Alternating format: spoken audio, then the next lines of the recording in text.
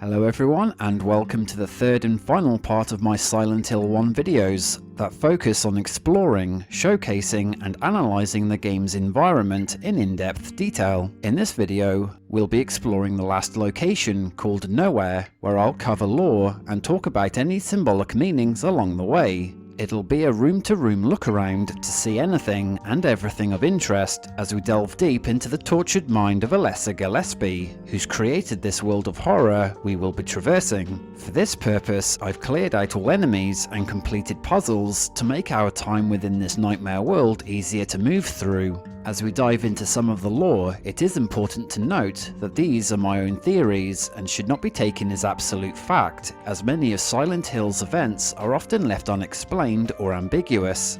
If you're interested in watching the previous videos, then I'll leave a link to those at the end of this one, and if you do enjoy this and want to see more, leave a like and subscribe, that way you can stay up to date on all future videos I put up. Now with that said, let's explore.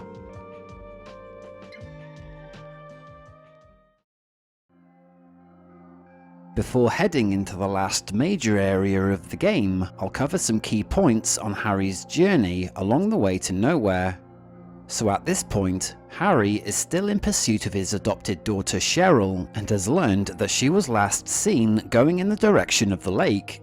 But what he's unaware of is that Cheryl is the other half-soul of Alessa, and upon arriving in Silent Hill, the two souls became one again. So the girl that the police officer Sybil Bennett saw walking across a destroyed road from a distance may have actually been Alessa. The reason Silent Hill is in this nightmarish state is because it is a projection from the subconscious mind of Alessa Gillespie, a 14-year-old comatose burn victim who survived her mother's ritual immolation at the age of 7. These worlds reflect Alessa's physical and emotional state, such as fear and anger, as well as her memories. We'll also see this recurring backdrop whenever Harry enters the other world. Main themes like blood, decaying objects, and dead bodies reflect the current state of mind of Alessa. Cheryl, who's now part of Alessa, has a shared collection of memories, and at certain points in the story, the Cheryl side of Alessa surfaces in various forms, from calling her father from the phone inside the school, to the images we see on the screens of the shopping mall, all strengthen Harry's resolve in finding her, to the annoyance of Alessa. The seal of Metatron also appears on the screen, giving away Alessa's intentions. As she places the seal across Silent Hill, she's one step closer to destroying it, her mother, and herself in order to end her own suffering. During this time, Alessa appears to be taking revenge on cult members responsible for her burning, as well as anyone else who wronged her and have been brought into her other world to be punished. These are some of the victims we see on our journey to the amusement park that have suffered horrific fates. On the second floor of the mall is a victim that has a creature feasting on their abdomen. Inside the boat, there's another displayed on the wall. And one within the sewers is bound by barbed wire and left to float in the murky waters.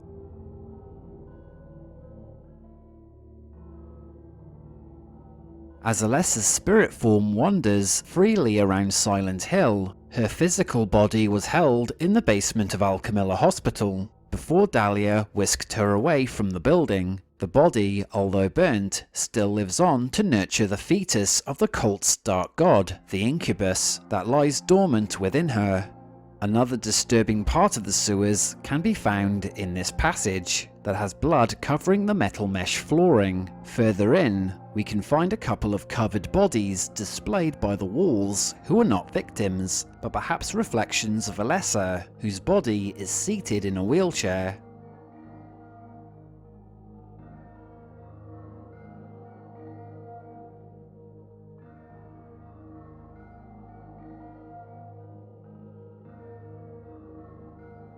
When Harry catches up to Alessa, the Flauros that Dahlia had given him to nullify Alessa's powers took effect and was able to capture her daughter's soul. She finally reveals her deception to Harry, and he awakens in an even more bizarre world. As Alessa has weakened, her nightmare otherworld is starting to collapse, and with that, more revelations are uncovered.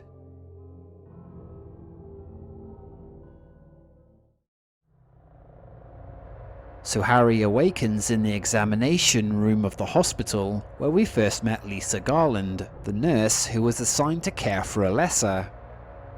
The room itself appears to be the same since the last visit, with the exception of the notepad found on the desk, though players use it to save their progress. To Harry in the story, he writes on it so that in the event of someone also experiencing these bizarre nightmares, they may find his notes useful. As Harry circles around the room, we can see that the walls and floors are covered in filth, and 2 out of the 3 doors are now jammed, forcing him to leave through the only available door.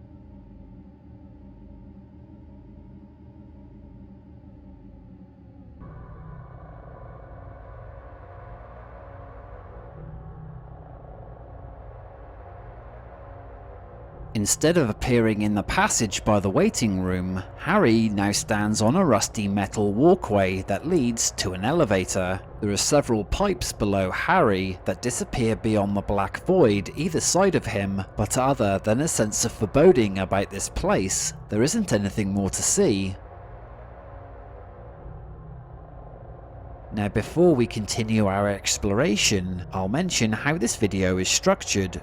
As nowhere is a fractured world, there'll be various locations that are joined together with no logic to its design. Some rooms may appear to overlap each other in the same space of the same floor, while at other times, Harry will seemingly teleport to a different floor altogether without using the elevator or stairs. These non-official game maps reveal that there are 3 floors, so we'll go through half of the first floor, including the basement, before making our way up to the second floor.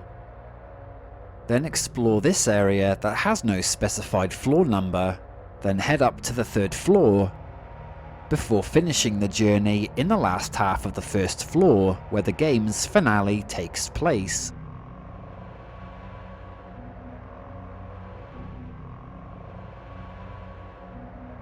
Now we begin our exploration in the 1st floor corridor.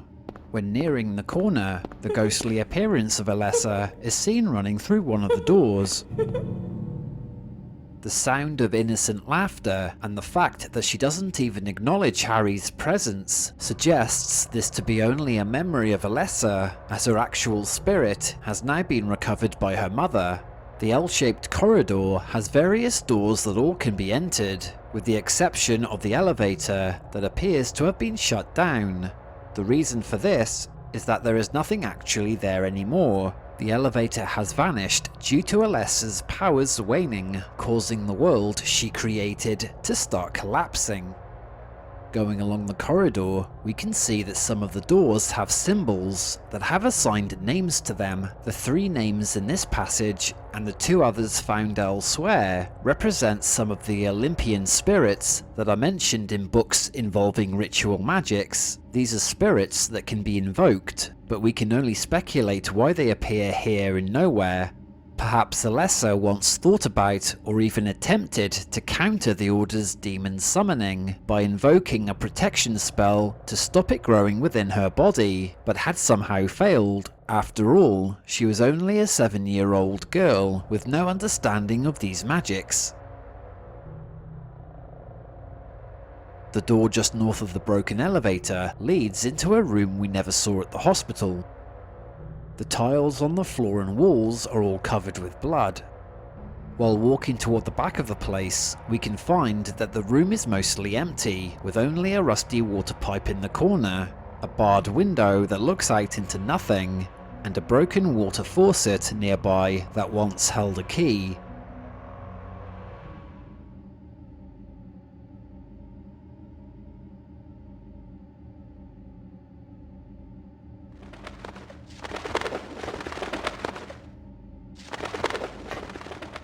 Inside the room just south of the broken elevator, Harry returns to the birdcage room, where we can now hear the sounds of a bird fluttering nearby. Other objects, such as the intravenous poles and the blood-stained hospital bed, will once again appear in many locations throughout this journey, as they are reminders of Alessa's physical condition. As for the cage itself, there doesn't appear to be a bird inside, despite the sounds heard, and when Harry collects the key from within, the fluttering sounds will suddenly stop. It's unknown why Alessa had conjured this birdcage here exactly, but as everything in the other world and nowhere are connected to her in some form or another, then it has to be taken at face value that she either had one in the family home, wanted to have one but never did, or was something she remembered from one of her fairy tales. In the next room over, Harry now stands inside of the antique shop. This place once belonged to Alessa's mother, Dahlia, and it appears to look the same since our last visit. But by going to the back of the room, the cabinet has now disappeared, along with the hole that was hiding the secret makeshift chapel. However, the last time Harry was here, the antique shop was a real location, whereas now, we're inside one of Alessa's memories of the place. And like before, most of the items here look unremarkable. There's another notepad, and the clock by the door once held a key.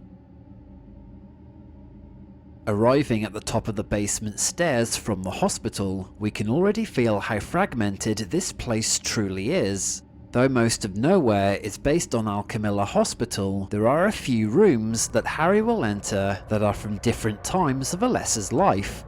As her powers have weakened, the other world can no longer sustain itself. Instead of appearing in the hospital's basement corridor, we've now returned to one of the classrooms from the Midwich Elementary School. This time the teacher's table as well as most of the student desks have disappeared. A walk around the outer room reveals some familiar pictures on the wall from our exploration of the school.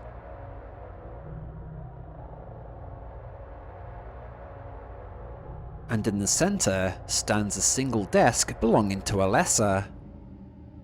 On a closer look, there are words marked all over the surface of it, revealing the abuse she used to go through, as her peers saw Alessa as a strange loner, but it's unknown if the other kids marked the table in real life, or if Alessa is recalling these verbal insults that have now been conjured onto the table here. The only other room Harry can go to in the basement area of Nowhere is the operating room. This location is exactly the same as the one in Alchemilla, with the only addition of a tray placed on the mortuary table that had some items Harry's already collected.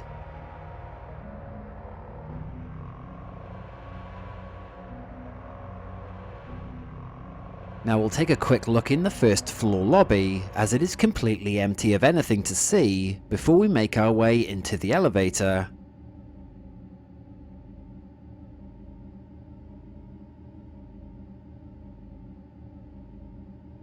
So this finishes the first half of this floor level, and this is the completed map for it. We'll now go up to the second floor, but instead of taking the elevator, Harry will go by this door back in the corridor that will teleport us to the next level. Harry starts off inside the West Wing corridor, and it's an exact copy of the hospital's third floor passage, and most of these doors are jammed.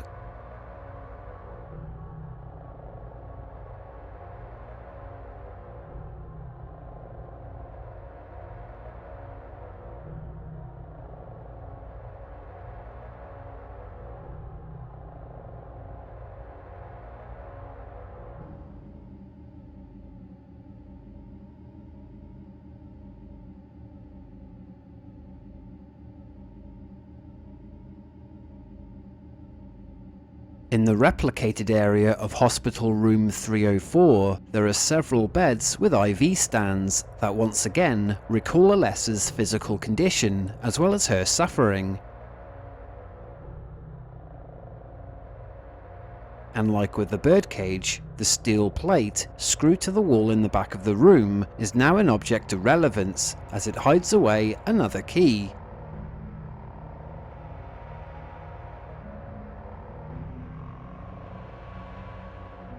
The only other room we can enter on the west wing is this office, copied after one of Al Camilla's first floor offices.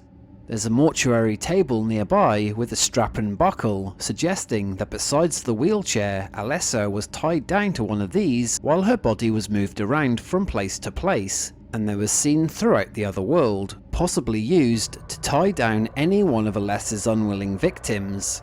While at the back of the room, there's a cabinet, a table with bloodstains, and a fallen chair.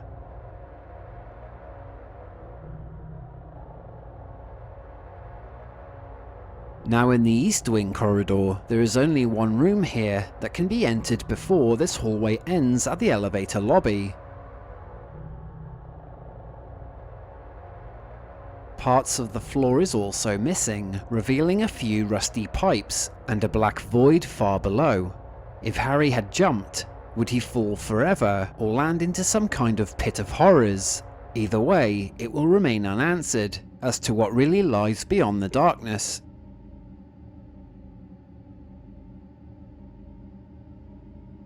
The only room in the East Wing takes Harry back to the jewellery shop from the mall, only this time we enter from the rear door.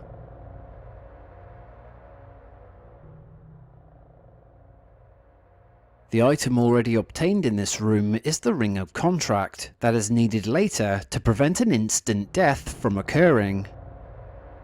And the front door leading out to the second floor area of the mall is jammed.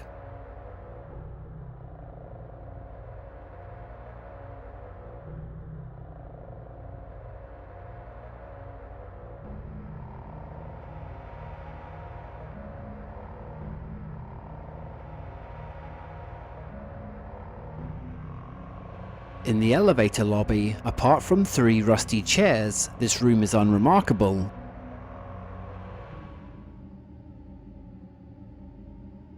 So this completes our exploration of the second floor, and this is the completed map.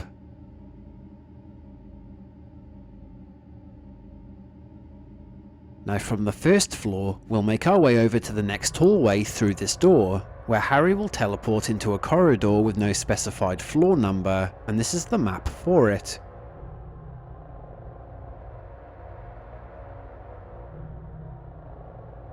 We appear in the hospital's second floor west wing, and once again, there's the slate that shows the Grim Reaper's list of names on the wall.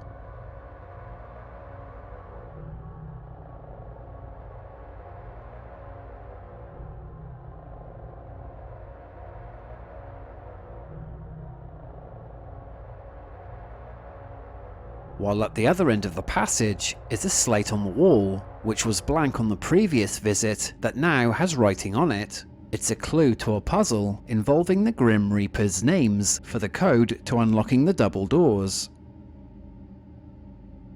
A closer look at the list reveals 5 names of people possibly connected with the Order whom Alessa may have targeted because of something they did to her. Some of the victims we've seen earlier in the video are examples of Alessa's vengeance.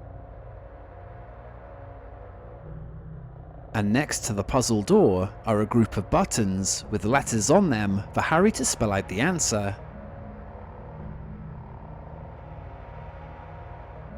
But before entering the door, we'll first check out the only other room we can go to in the West Wing.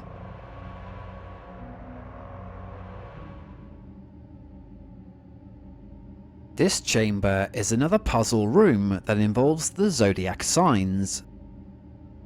There are 2 pictures found on the walls either side of Harry that each symbolise a particular constellation. And there are 3 more at the back of the room.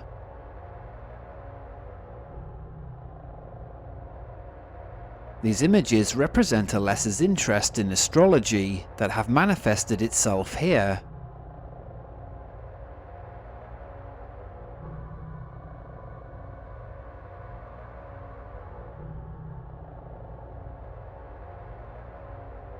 Now going into the area beyond the puzzle door, we're inside a large storage room. The walls either side are lined with shelves that are full of boxes. Some of these are blood-stained, hinting at something horrific hidden inside, and some of the other boxes have writing on the side of them, though misspelt, appears to read Psychic TV. The room itself is also where Harry has his last encounter with Lisa Garland, who appears after discovering that she too is only a memory conjured by Alessa and is the reason Lisa was being compelled to stay in the hospital. With the collapse of the other world, Lisa too begins to change, from the subtle facial twitches back in the examination room to her bloody devolution before our eyes. The real Lisa had died some time ago, and her diary can be found on the floor after Harry returns to the room.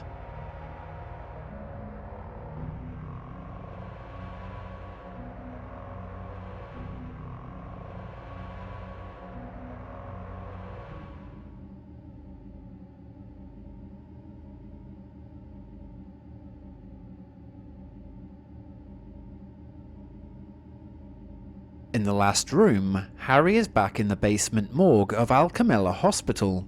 We'll have a brief look around as the room hasn't changed in its appearance since the last visit. There are 6 beds that all have bodies covered with bloody sheets, and Harry still refuses to check underneath any of them.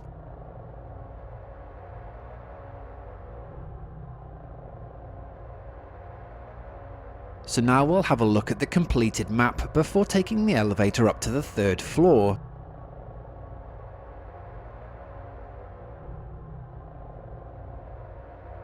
This floor only has 3 rooms. So Harry is inside an altar room. It's a unique location as it is one of the rooms we'll explore that is from the Gillespie home, the same house that was burned to the ground while Alessa was still inside. The look of the room moves away from the metal walls and rusty mesh floorings and has instead rotten floorboards and bloody wallpaper. At the back of the room is an altar with a table, candle holders, a chalice, and above that is another object for possibly placing an offering. Hanging on the wall either side of the altar are 2 paintings that are used to help solve the puzzle doors. Both images appear to show Alessa as a young woman. The one on the left shows her in a white dress seeking salvation,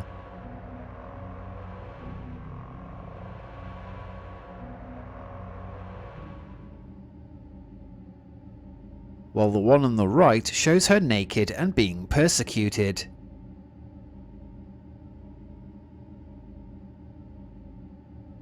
And this is one of the 2 door puzzles that the player would have to solve in order to enter these rooms. In no particular order, going into one of the side rooms, Harry is back inside room 206 of the hospital.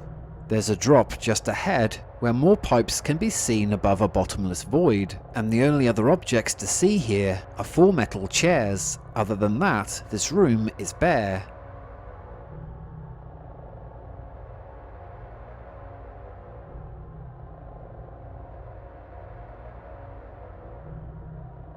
In the other side room, Harry returns to the director's office. The room belongs to Michael Kaufman, who's connected to the cult and is responsible for keeping Alessa hidden in the sub-basement. Unlike the Otherworld office, this version in Nowhere has books strewn around the place, with some of them opened to show bloody pages, but Harry doesn't seem interested in looking through them. And the room is missing the notepad that was previously found at the back of the room. Otherwise, the office has nothing else here of interest to investigate. So this is what the completed map for this floor looks like. Now we'll take a look at the map, showing the south part of the 1st floor. We begin inside the passage of the aforementioned sub-basement, where the Order had kept Alessa's body. It has 3 doors either side, and all can be entered. Below the steel mesh is another bottomless void. This place might have originally been used for storage, or was a psychiatric ward before being abandoned, then repurposed to hide Alessa. At the end of the passage are two mortuary tables, again to remind us of the girl's treatment. That she was wheeled around place to place and strapped down to one of these things is the reason why Harry keeps seeing them everywhere in her memories.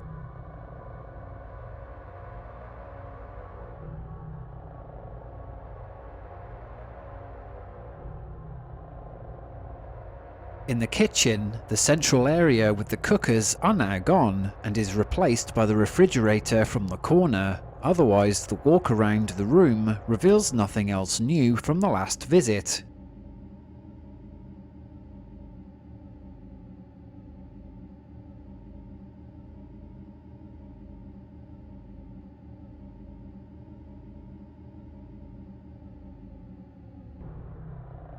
As Harry investigates the fridge, an instant death can occur if the player takes the dagger from it, but fails to link the chains with the ring of contract. As he walks away, a tentacle within the fridge will grab Harry, pulling him inside. But with the ring of contract in place, as he walks away now, angry knockings can be heard from the creature from within.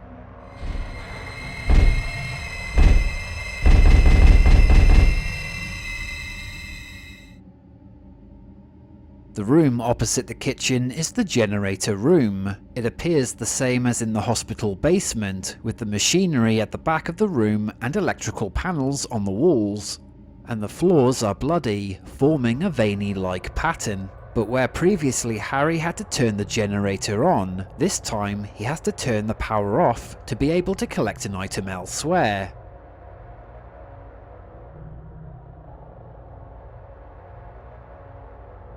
This storage room is a copy of the one found in the hospital's third floor. There are various familiar objects that we've already seen many times before, from the rusty trolleys and IV stands to the bloody boxes and pill bottles on the shelves.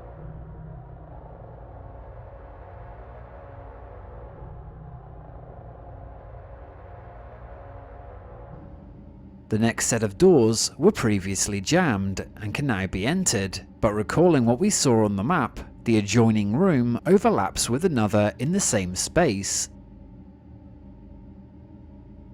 Remaining in Alchemilla, we now return to room 302. This place is no different from before. In the corner is a working VCR that's connected to a television, and we can now view Lisa's video message in full.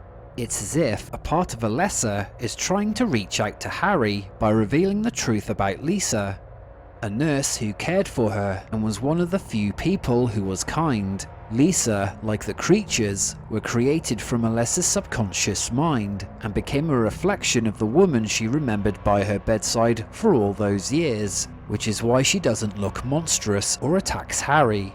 Lisa was assigned to look after Alessa's burnt body, and when it became too much for her, she wanted to escape Silent Hill. But at this point, Lisa was taking the cult's PTV drug to cope with the stress of the job. When she became addicted, the drug was used as a blackmailing tool to force her to continue caring for Alessa. But as we now know, the real Lisa was never here, and we never find out what happened to her, nor perhaps is it something Alessa ever found out either. The room opposite the storage area is the attic, and is the second time we enter the Gillespie residence. Harry witnesses Alessa's apparition, who's seen crying by the table, revealing to us that Dahlia often punished her daughter by locking Alessa inside. The attic may have also been used to force Alessa to learn the cult's scriptures, if she ever wanted to be let out. The entire room is covered with graffiti that have been scratched onto the surface. A closer look at the wall reveals some interesting things. Drawings can be seen of a flying creature with horns that appear to resemble the Order's evil deity. This seems to confirm that Alessa is aware that the incubus is inside of her, lying dormant for the right time to emerge. It's this god creature that gives Alessa her ever-growing powers and prevents her from dying. There are also multiple images of eyes, hinting that Alessa is always being watched.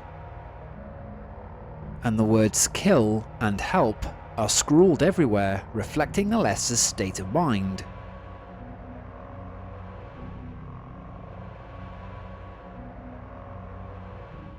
One of the southern doors leads into Alessa's sick room, where she was being kept for many years.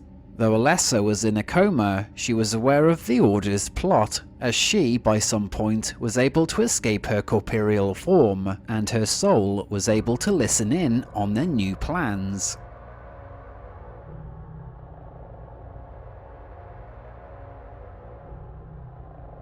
We'll have a brief look around, as there is nothing new here from the previous video. Once again, we see various items, like the blood-stained bed, the intravenous pole, and the pill bottles that have been all familiar items to us during our exploration across Silent Hill, and were conjured from Alessa's memories of this very room.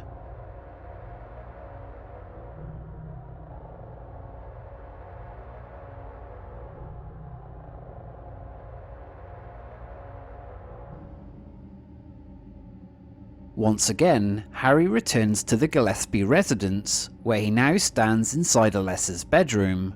It's here that we find many items of interest that are the origins of her manifestations. On the floor nearby are a bunch of playing cards that were seen in the other world of Midwich Elementary School.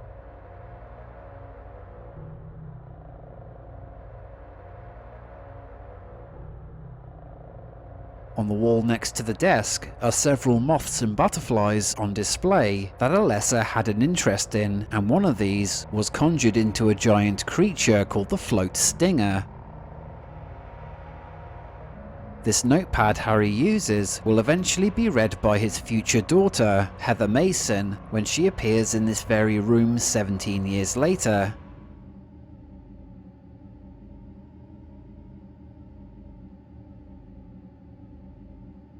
There are various drawings on the floor, and one of these appears to be a similar picture to the one seen in the school. It's the giant lizard monster that Alessa read from one of her fantasy books, the same one that appears in the school basement called the Split Head. Another drawing nearby shows the incubus. Hanging up on the wall is the same clothing Alessa has been wearing in her ghostly form.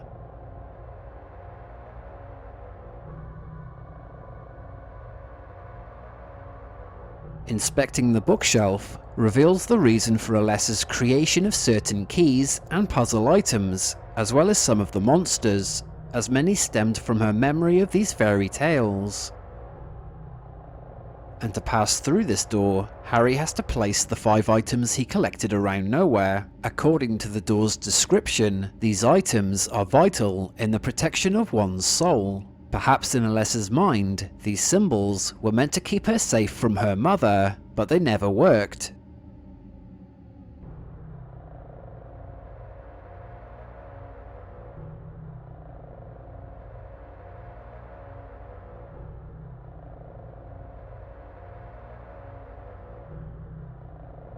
And the final location in the Gillespie home is the landing, where we see another ghostly memory. It shows Dahlia trying to force her daughter into using some of her powers for the Order's own ends, and Alessa is outright refusing.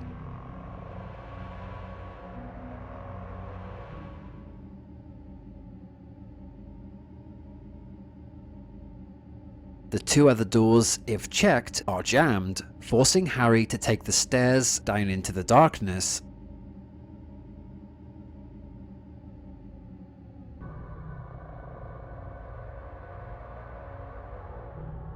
On the wall by the stairs are 2 framed pictures.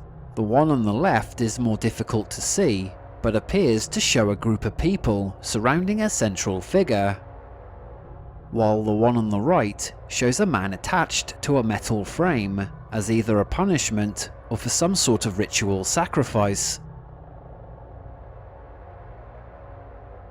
So after that, this is the completed map for this area.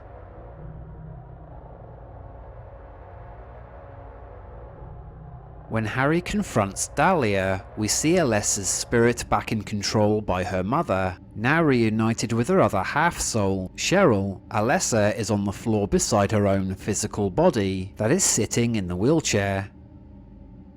Based on the player's choices through the game will depend if Alessa dies, birthing the cult god, or transforms into a malevolent goddess with no memory of who she was as either Alessa or Cheryl.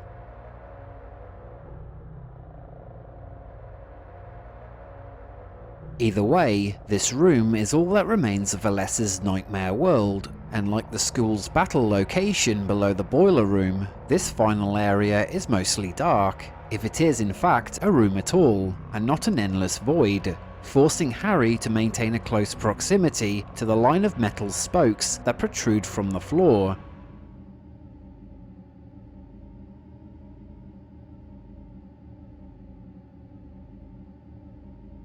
When Harry defeats them in battle, he is finally allowed to escape this place and return to reality with a new daughter that is the reincarnation of Alessa and Cheryl.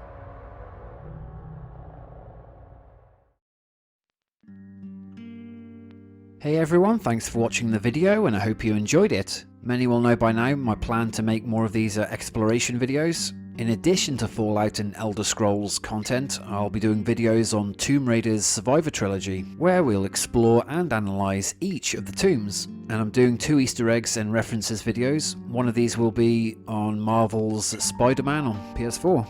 And if you're new to the channel and are interested in any of these, then subscribe. That way you can stay up to date on all future videos I put up. And once again, thanks to all of you who have subscribed and are helping to make this channel grow. So until the next video, bye everyone.